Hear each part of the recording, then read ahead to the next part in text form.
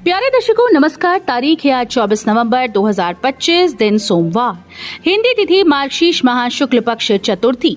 आइए नजर डालते हैं हमारे प्यारे राज्य हिमाचल प्रदेश की तमाम बड़ी खबरों पर। वीडियो शुरू करने से पहले कमेंट बॉक्स में जय हिंद लिखकर हमें सपोर्ट करें। तो चलिए शुरू करते हैं। धर्म और मानवता की रक्षा के प्रतीक हैं गुरु तेग बहादुर, श्री आनंदपुर साहिब में बोले सीएम सुक्खू। मुख्यमंत्री सुखविंदर सिंह सुक्खू श्री आनंदपुर साहिब में गुरु तेग बहादुर जी के 350वें शहीदी दिवस के उपलक्ष्य में आयोजित धार्मिक समारोह में शामिल हुए। इस अवसर पर उन्होंने गुरुद्वारा साहिब में शीश नवाया। इस अवसर पर मुख्यमंत्री ने कहा कि गुरु तेग बहादुर जी ने आस्था, मानवता और सत्य की रक्षा के लिए अपना सर्वोच्च बलिदान किया। उन्होंने केवल सिख धर्म के लिए ही नहीं बल्कि सभी धर्म और हर पंथ के अधिकारों की सुरक्षा हेतु अपने प्राण न्यौछावर किए। अत्याचार के खिलाफ उनका अडिग साहस आज भी हमें प्रेरित करता है। मुख्यमंत्री ने कहा कि गुरु तेग बहादुर जी की शिक्षाएं हमें आपसी सम्मान, भाईचारे और सहिष्णुता के मार्ग पर चलने की प्रेरणा देती हैं। प्रदेश में होम स्टे पोर्टल तैयार, अब घर बैठे पंजीकरण, कार्यालयों के चक्कर से मिलेगा छुटकारा। हिमाचल के होम स्टे संचालकों को लाइसेंस बनाने और रिन्यू करने के लिए पर्यटन कार्यालय के चक्कर नहीं काटने पड़ेंगे। प्रदेश के 4,500 से अधिक होम स्टे संचालक अब लाइसेंस के पंजीकरण या नवीनीकरण को घर बैठे प्रक्रिया पूरी कर सकते हैं। पर्यटन विभाग ने इलेक्ट्रॉनिक्स डेवलपमेंट कॉरपोरेशन के माध्यम से होम स्टे पोर्टल तैयार किया। पोर्टल के औपचारिक शुभारंभ के लिए विभाग ने मुख्यमंत्री कार्यालय से समय मांगा है। संचालक अब घर बैठे ऑनलाइन होम स्टे पंजीकरण कर पाएंगे। पंजीकरण के लिए आवश्यक दस्तावेज स्कैन कर पोर्टल में अपलोड करने होंगे। फीस भी ऑनलाइन जमा होगी। प्रदेश में भीषण शीतलहर का प्रकोप, ताबो में सीजन की सबसे ठंडी रात। राज्य के उच्च पर्वतीय इलाकों में भीषण शीतलहर का प्रकोप बना हुआ है। लाहौल स्पीति के ताबो में सबसे ठंडी रात बीती, जो कि सीजन की सबसे सर्द रात रही। यहाँ पर न्यूनतम तापमान -7 डिग्री जा पहुंचा। इसके अलावा केलांग में -4.1 और कल्पा में -0.5 डिग्री तापमान रहा, जबकि कुकुमसेरी में पारा 0 से नीचे माइनस में चला हुआ है। शिमला की रातें भी अब सर्द होने लगी। यहाँ पहले न्यूनतम तापमान ऊना व धर्मशाला से अधिक चल रहा था, लेकिन अब 6.8 डिग्री पहुंच गया। सुंदरनगर, मंडी, बिलासपुर में मध्यम कोहरा छाया रहा, जबकि सोमवार सुबह भी मंडी की बल्ह घाटी व बिलासपुर में भाखड़ा डैम जलाशय के आसपास मध्यम से घना कोहरा छाए रहने का येलो अलर्ट जारी किया गया। लूरी हाइड्रो प्रोजेक्ट के मजदूरों ने किया प्रदर्शन।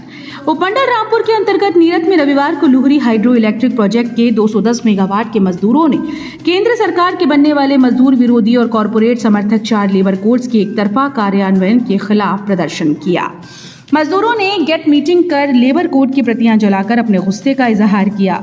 सीटू जिलाध्यक्ष कुलदीप सिंह, सचिव दिनेश मेहता, राज्यपाल पिंकू और मिलाप नेगी ने कहा कि केंद्र सरकार ने मजदूरों के लोकतांत्रिक अधिकारों, वेतन सुरक्षा, सामाजिक सुरक्षा और ट्रेड यूनियन के हकों पर हमला किया है। हिमाचल में नौकरी का सुनहरा मौका, 29 को होगा इंटरव्यू, जानिए कितना मिलेगा वेतन। पंचकर्म थेरेपिस्ट के 2 पदों के लिए साक्षात्कार 29 नवंबर को प्रातः 10:30 बजे उप रोजगार कार्यालय घुमारवी में लिए जाएंगे।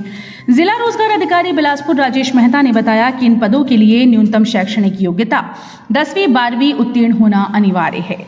उन्होंने बताया कि चयनित उम्मीदवार को 12,000 रुपए तक मासिक वेतन दिया जाएगा। इन पदों के इच्छुक पुरुष और महिला अभ्यर्थी जिनकी आयु 18 से 40 वर्ष के बीच है, वे अपने सभी अनिवार्य दस्तावेजों सहित उप रोजगार कार्यालय घुमारवी में 29 नवंबर को साक्षात्कार में भाग ले सकते हैं। India versus south Africa T20 match, tickets के लिए मची लूट, 1750 और 5000 वाली सोल्ड आउट। जानिए अब कितने में मिलेगा टिकट। HPCA स्टेडियम धर्मशाला में 14 दिसंबर को आयोजित होने वाले भारत दक्षिण अफ्रीका T20 मैच की सबसे सस्ती 1750 व 5000 रुपए की ऑनलाइन टिकट्स पूरी तरह से बिक चुकी हैं, जबकि अब ऑनलाइन ऐप पर महंगी टिकट दर्शाई जा रही हैं। जानकारी के अनुसार बीते दिवस मैच को लेकर ऑनलाइन टिकट्स की बिक्री का स्लॉट शुरू हुआ था, जिसके तहत पहले ही दिन नॉर्थ स्टैंड 1 और नॉर्थ स्टैंड 2 की टिकट्स पूरी तरह से बिक गई थी। इसमें सबसे कम कीमत की टिकट नॉर्थ वेस्ट स्टैंड के लिए 1750 रुपए की रही। विधानसभा सत्र की सुरक्षा व्यवस्था का जिम्मा संभालेंगे 1100 पुलिस जवान। धर्मशाला के तपोवन में 26 नवंबर से 5 दिसंबर तक चलने वाले विधानसभा सत्र को लेकर सुरक्षा व्यवस्था का जिम्मा संभालने के लिए 1100 के करीब अधिकारी व पुलिस जवान मंगलवार से तैनात हो जाएंगे। पुलिस मैदान धर्मशाला में एसपी कांगड़ा अशोक रत्न की ओर से ब्रीफिंग करने के बाद पुलिस जवानों की तैनाती होगी। धर्मशाला से तपोवन व जनप्रतिनिधियों के रहने वाले स्थानों सहित कुल 10 सेक्टर्स में धर्मशाला को विभाजित किया गया है। गगरेट के व्यापारी को दुबई से मिली जान से मारने की धमकी, पुलिस ने शुरू की जांच।